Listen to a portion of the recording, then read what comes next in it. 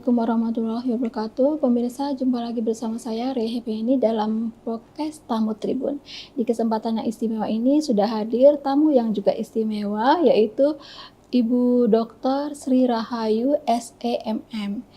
Selamat sore Bu Sri Sore Rahayu. Mbak, Ya, Assalamualaikum, Waalaikumsalam Waalaikumsalam warahmatullahi ya. wabarakatuh. Saya biasanya manggilnya Bu Ayu, nggak apa-apa Iya, ya Bu ya. iya, Jadi Bu Ayu adalah Ketua Porketas, yaitu Forum Kebersamaan Komunitas Wirausaha ya, Sumatera Selatan. Jadi Bu Ayu ini biasa koordinasi dengan UMKM ya Bu ya. iya, koordinatornya, ketua Koordinator, asosiasinya. ya, koordinator UMKM di Sumsel ini Iya, yang tergabung dalam Porketas ya. iya, Nah, sesuai dengan tema kita hari ini yaitu cerahnya prospek UMKM di tahun 2025.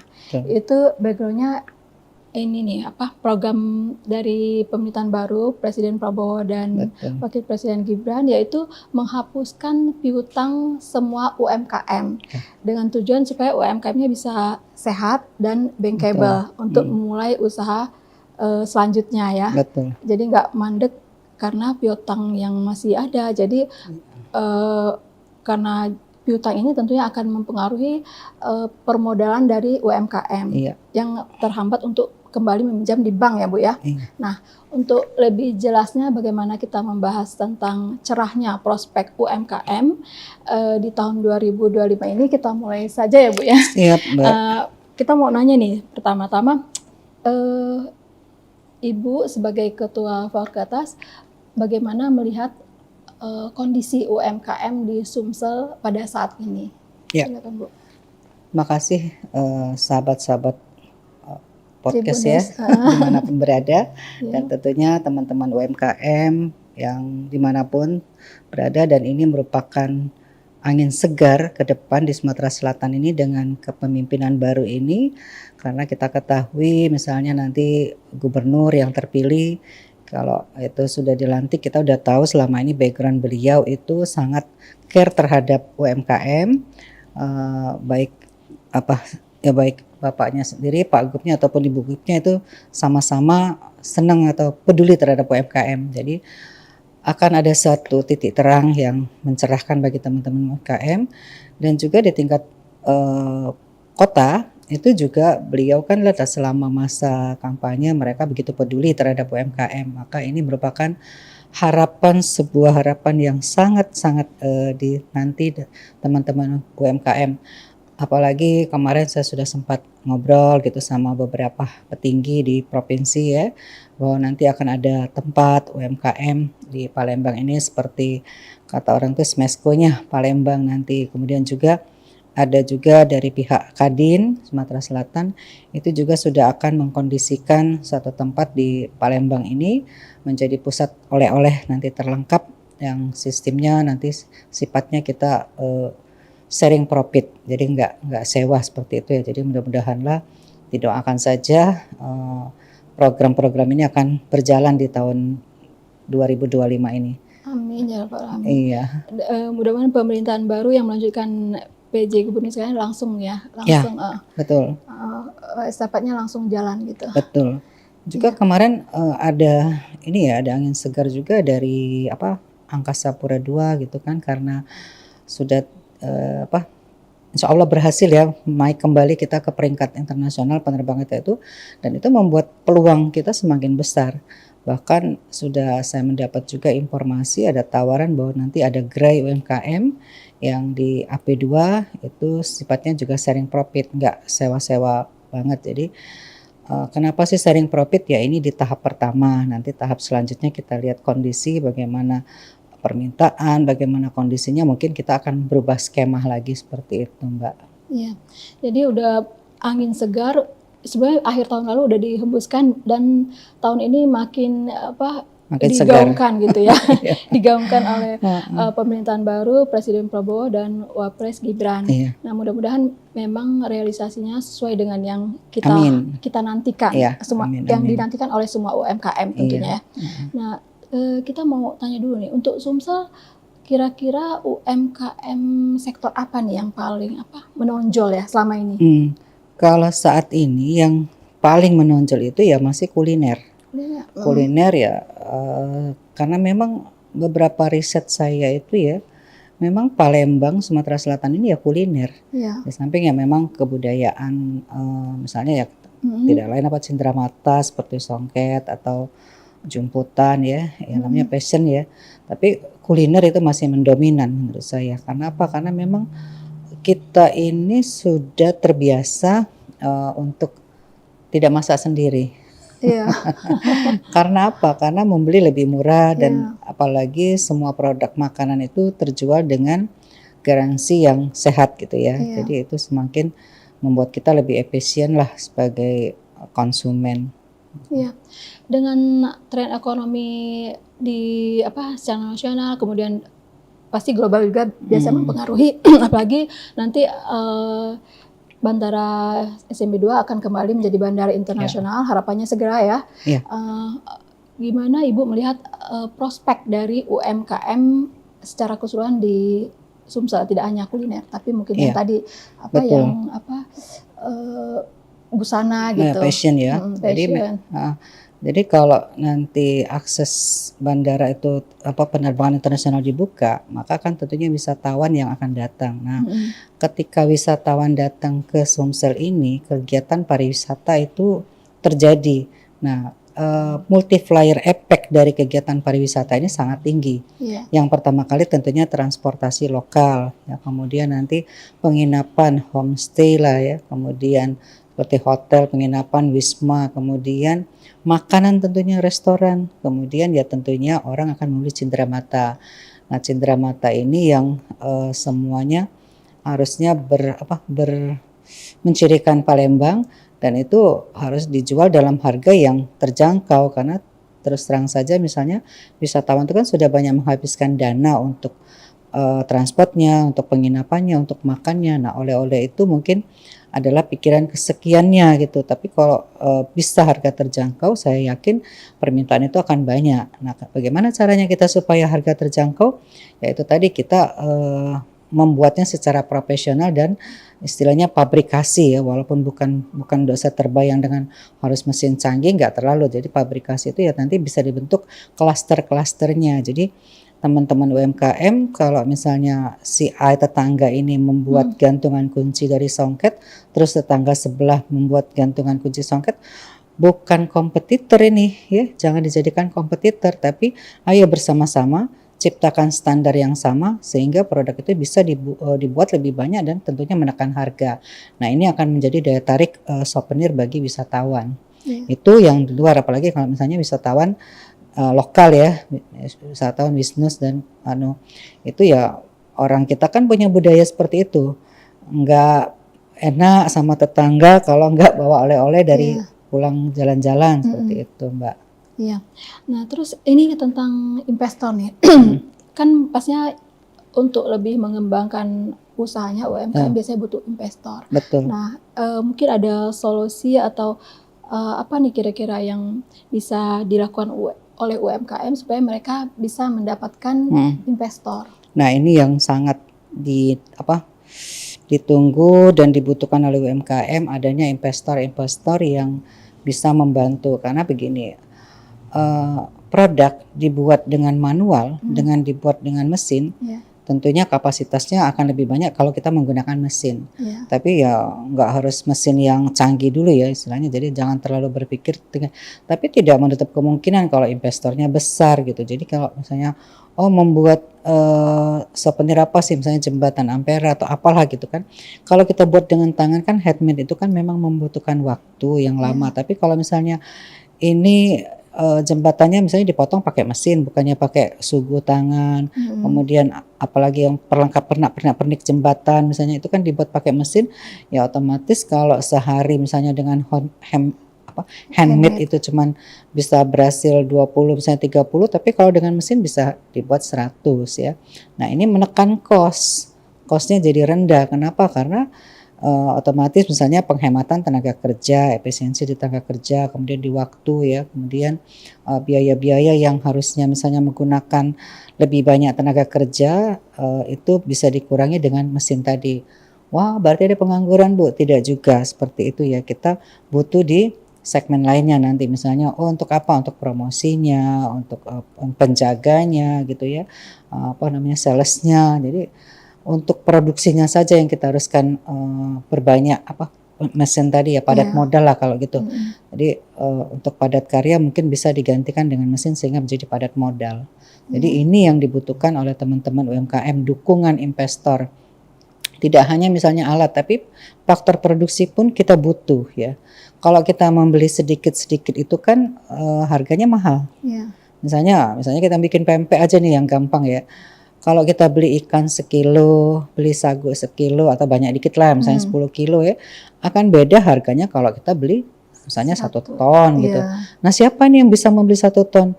Kami mungkin di UMKM yang di level-level yang masih itu yang nggak sanggup. Nah inilah investornya datang gitu.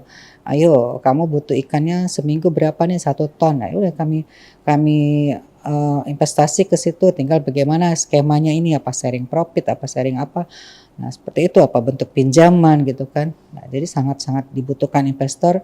Apalagi kita di Sumsel ini banyak yang bisa diinvestasikan oleh para investor, tinggal bagaimana pemerintah daerah bisa menjual itu. Iya. Nah, mungkin itu tadi mungkin terkait dengan pemerintah nih. Ya, Nah, apa yang bisa dilakukan oleh pemerintah supaya kerjasama antara UMKM dan investor ini bisa apa mulus gitu? ya. Jadi kalau nggak salah di akhir Desember itu salah satunya dinas sudah meluncing ya, ada 189 event kalau nggak salah. Iya.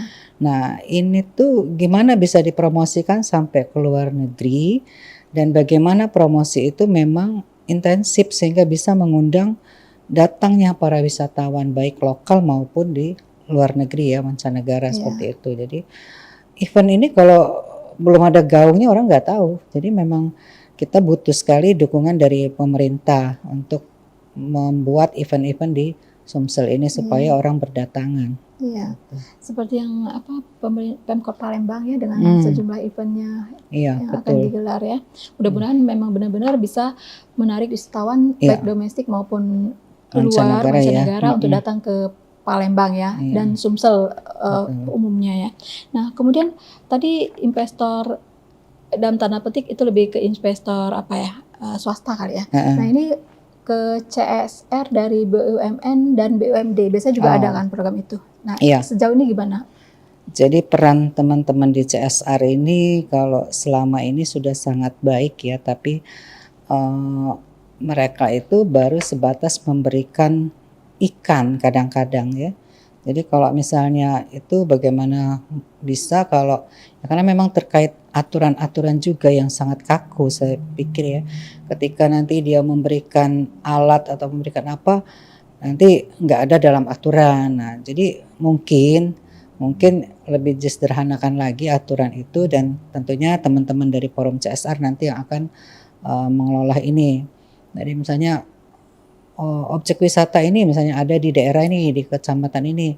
Nah, yang begitu begini, apa tuh CSR itu hanya boleh di link 1, nah itu Oh, ya, ring satunya mereka. Nah, maksudnya gimana itu, Bu? Bisa detailnya? jadi kalau misalnya nih, misalnya perusahaan X ada Ya. di Kabupaten OI misalnya, nah dia cuma boleh memberikan Sekitar CSR-nya di di Kabupaten sekitar OI situ. itu.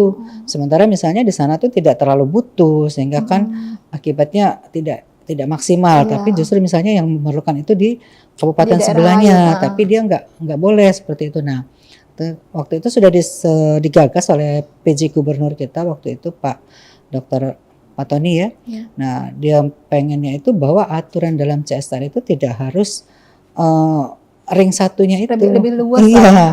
lebih luas lah. Misalnya karena dia sendiri kan pusatnya di Jakarta. Ya. Tapi kan dia ada di Palembang ya, otomatis di Sumsel seperti itu kan, turunan dari apa provinsi kan turunnya kabupaten, iya kota. kabupaten gitu kan, dari tingkat ya pusat ya turunnya lah ke provinsi, ya provinsi turunnya ke kabupaten seperti itu. Jadi menghapus aturan itu yang ini perlu dipikirkan oleh teman-teman CSR. Sekarang itu masih seperti itu loh. Jadi yang ini cukup dia di arealnya saja, di sana cukup di arealnya saja. Sementara ketika harus dia lompat area nggak boleh. Iya. Itu ada aturan seperti itu. Padahal fokus saja misalnya, oh kami fokusnya misalnya untuk membina UMKM untuk passion. Silakan seluruh passion yang ada di Sumatera Selatan, siapa yang cepat, misalnya siapa yang bagus, yang memang perlu dukungan, mestinya diperbolehkan saja Iya. seperti itu. Itu tadi berarti aturannya tidak kaku lah ya, Iya, lebih luas. iya, Jadi bisa menjangkau UMKM yang betul-betul betul. membutuhkan. Mm-mm. Nah, Ya. Bu Ayu, kalau misalnya yang sudah jalan sekian lama ini, fasilitas-fasilitas yang sudah didapatkan oleh UMKM di Sumsel ini apa-apa Yang kira-kira? pasti fasilitas kalau dari pemerintahan ya, itu pelatihan, banyak sekali pendampingan gitu. Kemudian kalau akses permintaan itu sudah ada tapi masih sangat sedikit gitu ya. Nah, terus pola pembinaan yang konsisten gitu. Yang keberlanjutan, jangan karena begini, produknya kita bina sampai bagus, sampai bisa menuju pasar global, tapi nggak ada permintaannya, otomatis ya lama-lama si UMKM-nya juga lesu. Kalau permintaan cuma lewat just tip gitu kan, artinya nggak ada. Nah, bagaimana misalnya pemerintah bisa menciptakan peluang-peluang ekspor ini keluar seperti apa? Nah, itu tadi lewat yang bisa itu ya lewat pemerintahan. Tinggal kalau bisa, oh ini nih ada permintaan dari negara ini nih, karena kamu bisa nggak ini? Nah bisa, itu bisa baru bisa kita membina UMKM itu. Kalau cuman kita latih, kita ini, tapi nggak ada permintaan. Kalau semuanya kuncinya permintaan, saya bilang sih. Iya, pasar ya. Iya, pasarnya itu kalau lebih ke itunya. Iya, Bu, kalau kita lihat sebenarnya banyak sekali UMKM ya. Dan hari ini kan mulai dari yang mikro banget sampai yang udah menengah lah ya. Nah di Sumsel ini, jadi di komplek aja. Tadi yang seperti Ibu sampaikan untuk kuliner, orang Palembang ini terutama karena kita di Palembang sekarang lebih suka beli gitu ya untuk kuliner. Jadi lebih praktis dan lebih murah. Lebih beragam lagi ya. Dan beragam dan sesuai dengan selera dari wong kito. Nah, dengan begitu banyaknya UMKM ini. Nah, yang udah bergabung di Porketas. Porketas dan ya karena Ibu dari Porketas ya khusus Porketas itu berapa banyak, Bu? Kalau dari asosiasinya sudah 31 asosiasi dan peserta aktifnya sampai sekarang itu 2.200. Itu untuk se-Sumsel ya, Bu ya? Iya. Nah, kami memang belum membuka pendaftaran, memang rencananya besok, lusa atau minggu baru kita rapat rutin bulanan dan memutuskan segera membuka keran ini untuk kepada yang teman-teman yang mau bergabung. Ini sudah banyak, cuman kita masih tahan dulu dan kita janji memang di awal 2025 baru kita akan menerima teman-teman yang akan bergabung. Kenapa? Karena insya Allah semua informasi itu lewat Porketas, nantinya ada kegiatan pelatihan, ada pendampingan, permodalan seperti itu ya, nanti lewat Porketas, dan ini merupakan satu kesatuan yang sangat kuat. Jadi apapun informasi, sekecil apapun informasi saya yang dapat dari pemerintah, langsung saya share di grup dan mereka nanti akan meng-share ke anggotanya masing-masing. Nah, semakin banyak mereka bergabung kan semakin banyak informasi ini tersampaikan. Jadi ini banyak yang komplain, kenapa sih kami belum diundang? Ya, kami lagi nyusun aturannya. Soalnya dalam minggu ini selesai aturan itu kami buat dan kami rapatkan di kepengurusan dan baru kami share nanti lewat media massa juga. Nah itu tadi yang yang seperti yang Ibu sampaikan tadi, berarti di Porketas itu dengan bergabung di Porketas itu anggotanya bisa dapat banyak informasi ya, terutama terkait dengan kegiatan-kegiatan yang bisa membantu produktivitas dan mungkin pemasarannya juga ya Bu ya, harapannya dari UMKM yang tergabung ya. Nah mungkin Bu soal pelatihan ini, pelatihan kira-kira selama ini pelatihan yang seperti apa yang betul-betul dibutuhkan oleh UMKM, terutama dari Porketas yang sudah tergabung di Porketas? Kalau terakhir kami menginventarisir, membuat kuesioner ya, yang dibutuhkan teman-teman UMKM itu satu, bagaimana cara menjual yang baik. Jadi artinya masih terkait dengan masalah marketingnya. Yang kedua, mereka ingin dilatih bagaimana cara berkomunikasi dan attitude lah seperti itu. Jadi ya kadang-kadang public speaking bukan? Ya seperti Contohnya, itulah, tapi lebih kepada etika komunikasi. Jadi ketika misalnya melayani pelanggan, menghadapi komplain dari pelanggan itu seperti apa, nah itu yang mereka butuhkan. iya. Mm-mm. Jadi Kalau kalau bankable itu ya memang dibutuhkan juga, tapi ya karena itu tidak terlalu sulit ya. Tapi kalau merubah attitude komunikasi itu yang agak agak lama, dan itu kita sudah sampaikan ke Dinas Koperasi UMKM. Pak, ini ke depan waktu kami rapat di akhir di akhir tahun tadi dengan Kepala Dinas Koperasi sudah kita sampaikan bahwa itu yang kita butuhkan, dan itu rata-rata teman-teman yang lain ngomong juga seperti itu, butuhnya seperti itu, etika komunikasi dalam marketing. marketing ya, komunikasi marketing Iya, mungkin ya.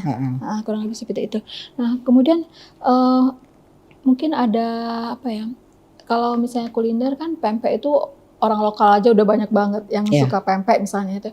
Nah, mungkin segmen yang belum tergarap Bu di UMKM. Iya. Maksudnya ini udah banyak yang melakoni apa produksi ini misalnya. Nah, yang kira-kira belum tergarap tapi sebenarnya ada gitu apa pasarnya. Kira-kira apa Bu? Oh, ya kalau selama ini tuh sebenarnya yang apa namanya non passion ya.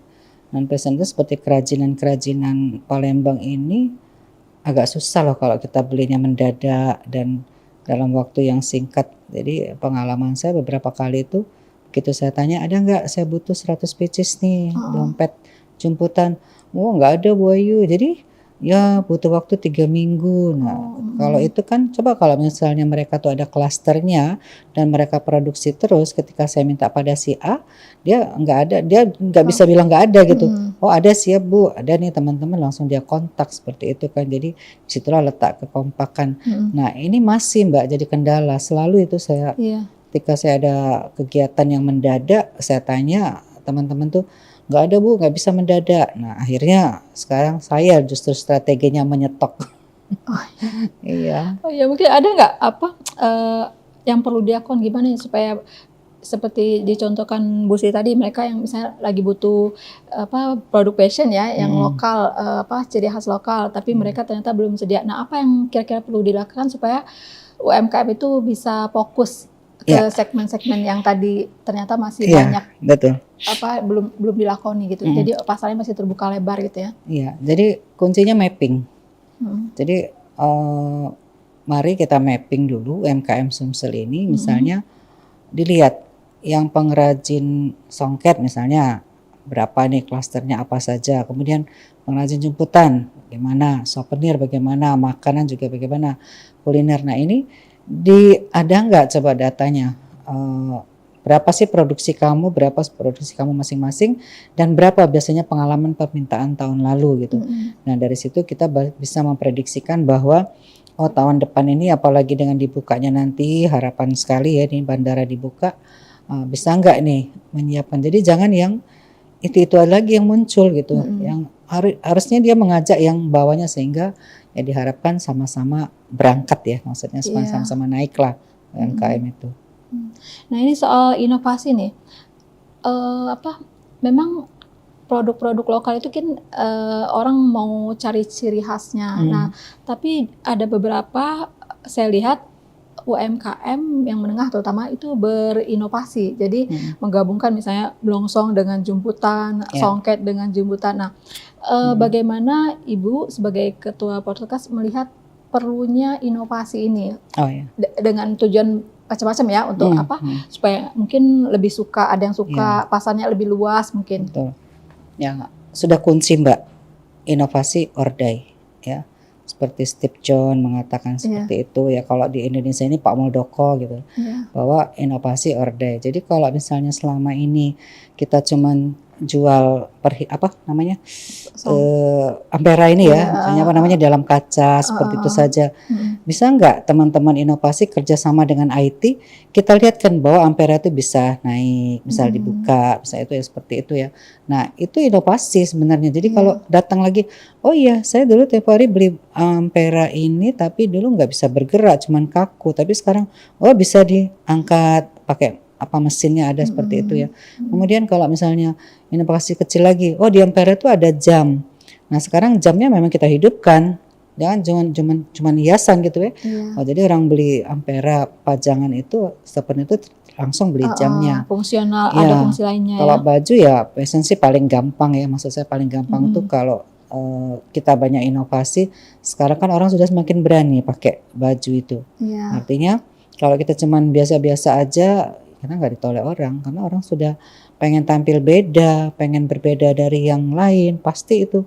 Jadi harus ada inovasi. Nah itu kerjasama supaya murah, misalnya yang pengusaha songket bekerja sama dengan jemputan, nanti bekerja sama lagi dengan apa misalnya, oh dari tenun misalnya, tenun atau batik misalnya, dikombinasikan seperti itu. Jadi kita sudah punya kebebasan kok, kebebasan berinovasi.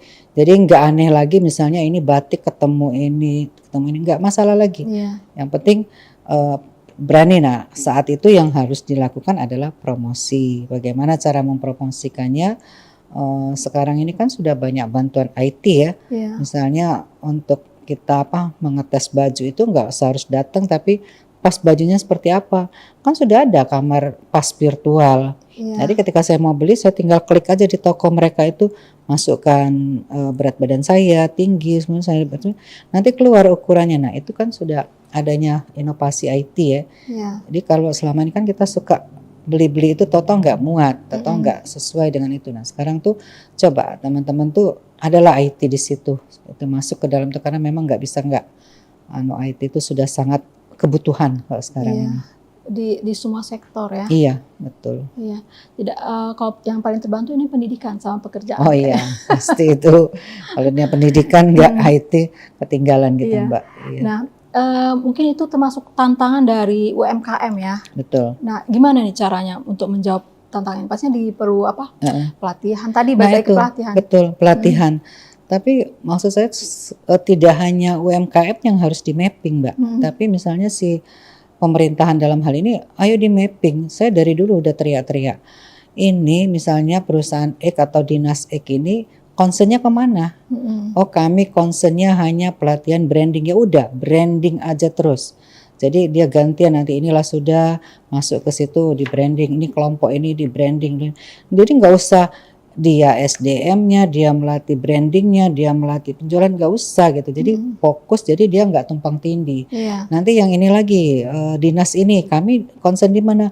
Kami soal keuangan, ya udah kalian tentang keuangan saja sampai seperti itu.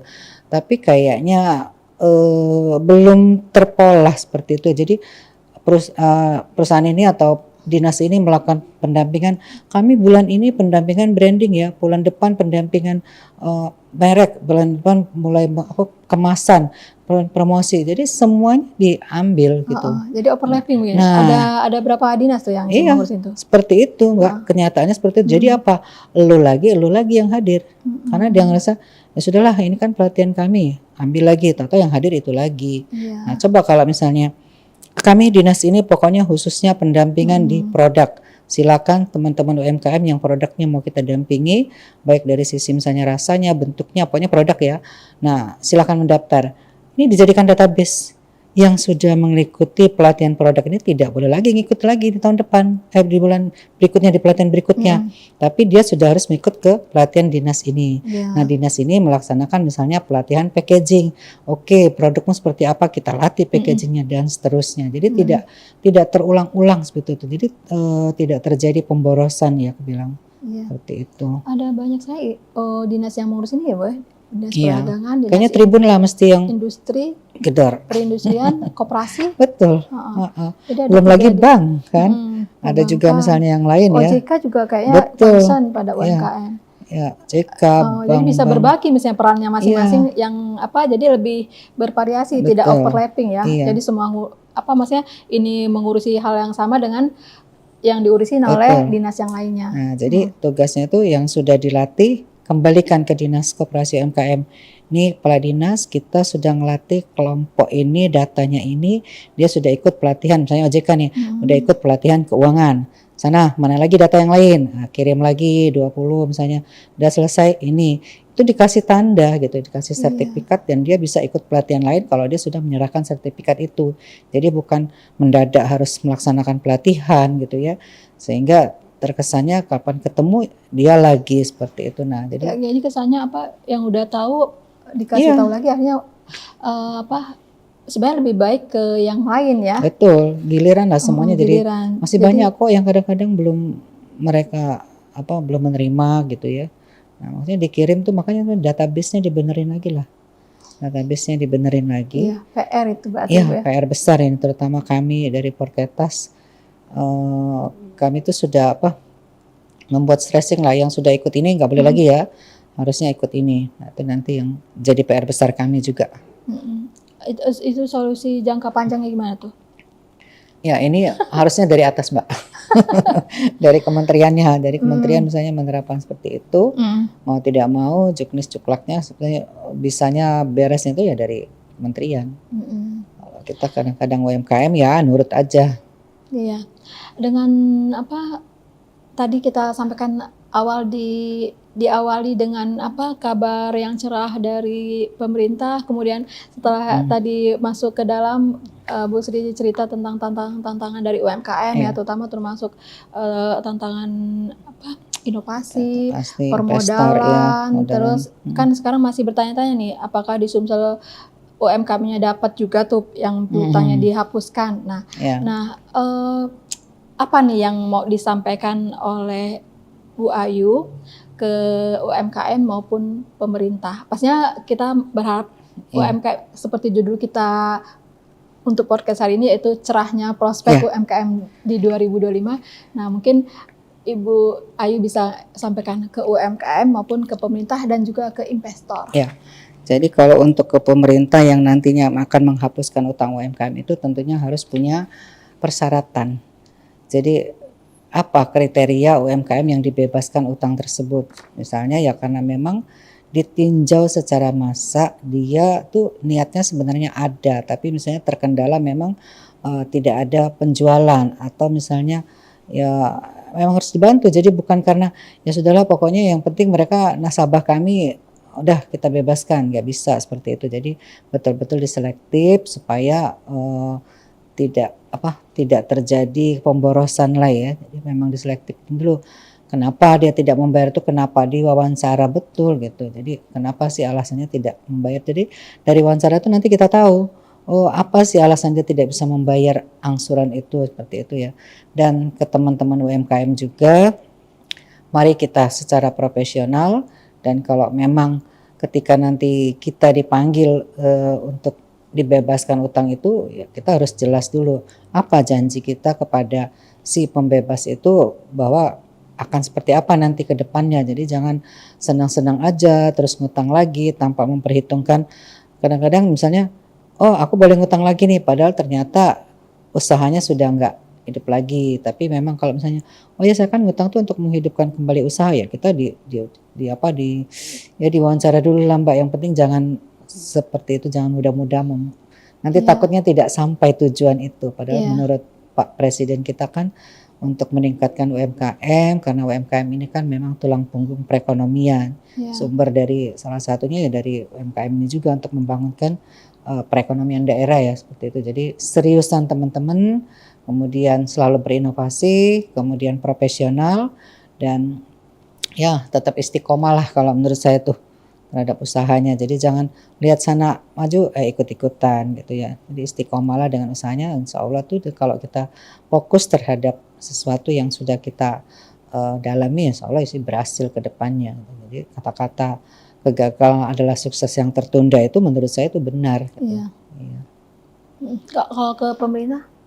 Ya ke pemerintah tadi ya itu tadi ya kalau misalnya itu mari bersinergi antara dinas sendiri misalnya ya. Itu tadi jangan sama kegiatan yang dilakukan tuh jangan sama lagi kalau bisa. Iya, lebih terkoordinir mungkin. Iya, lebih terkoordinir terus dipetakan mana yang betul-betul dibutuhkan oleh UMKM. Iya. Sementara ke investor gimana nih? Nah, investor kami sangat menunggu nih. Kami para UMKM ini sudah menginginkan kalau bisa kita punya pusat oleh-oleh terlengkap di Sumsel ini. Ini menjadi impian kami dan kami bersedia kok membantu seperti apa nanti yang disiapkan Intinya teman-teman UMKM ini bisa semua, tapi ya kalau memang harus diseleksi dulu. Dan nanti kalau memang misalnya investor itu bersedia, ya di awalnya jangan berat-berat dulu, tapi nggak boleh juga dibebaskan ya, artinya ya sharing profit dulu lah seperti itu. Kalau memang nanti udah ada naik, nah istilahnya dievaluasi ini udah bagus, barulah misalnya mau dikenakan sewa ya nggak masalah. Tapi kalau baru sekarang ini kita baru mau bangkit nih, ya kalau skema yang saya tawarkan adalah sharing profit seperti itu Mbak, ke Iya. investor-investor itu. Mudah-mudahan ya apa yang disampaikan Bu Syu banyak sekali nih udah Iya. baik dari tinjauan ke UMKM-nya, prospek UMKM-nya, kemudian himbauan ke pemerintah dan juga ke investor. Iya. Mudah-mudahan sampai apa yang disampaikan oleh Bu Ayu sampai ke pihak-pihak yang memang sangat berperan pada kemajuan dan perkembangan produktivitas UMKM yang ada di Sumsel ini. Bu Ayu, makasih banyak. Kita udah sampai di akhir podcast kita nih. Udah tidak terasa, udah 30 menit. Rasanya sebentar sekali. Tapi ternyata udah 30 menit. Nah, mudah-mudahan kita bisa podcast lagi nih di kesempatan berikutnya dengan isu-isu yang lebih baru lagi. Insya Allah tentang perkembangan UMKM berikutnya ya nanti. Iya, insya Allah. Bu Ayu, makasih banyak. Sukses selalu untuk Bu Ayu dan Forketasnya dan juga UMKM se-Sumsel ini. Mudah-mudahan sesuai dengan judul kita hari ini, cerahnya prospek UMKM di tahun 2025 benar-benar terrealisasi. Amin. Ya. Demikian pemirsa, Assalamualaikum warahmatullahi wabarakatuh.